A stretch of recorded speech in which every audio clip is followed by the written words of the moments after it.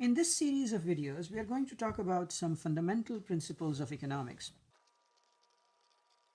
If you listen to economic discussions on radio or TV, or if you read about economic issues in newspapers, it may appear that there is a great deal of policy disagreement among economists. And it is, in fact, true. There is a great deal of policy disagreement among professional economists.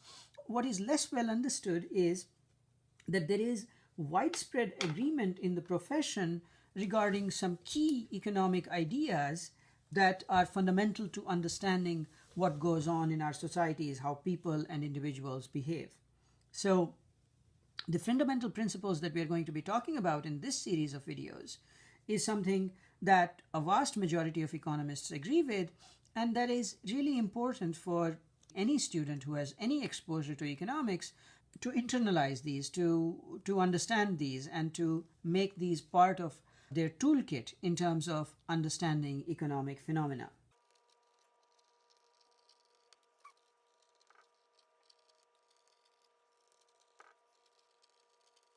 These fundamental principles of economics help us understand much about how individuals and societies behave and how those behaviors lead to outcomes that can be good or bad. Let's start with what I will call the fundamental principle of economics 1, and that is that people and societies face choices. The reason we face choices is that no matter how rich or powerful you are, no matter how advanced a society you live in, we cannot have absolutely everything that we want. And that is due to the fact that both individuals and societies, we face limited resources. The fact that we have limited resources means that we can't have everything that we want. So, for example, if you spend more time watching TV, that means you have less time left over to exercise or to study. If you spend more time exercising and studying, it means that you have less time left over to watch TV. So these choices, they involve trade-offs.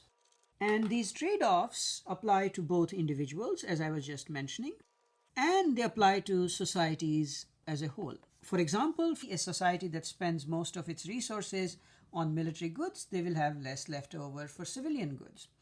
A society that spends more of its resources on current consumption, production and goods and services that increase current standards of living, then they will have less left over to invest. In contrast, a society that invests a lot in, for example, infrastructure, education, that will improve living standards in the future, it means that it has less left to spend on current consumption.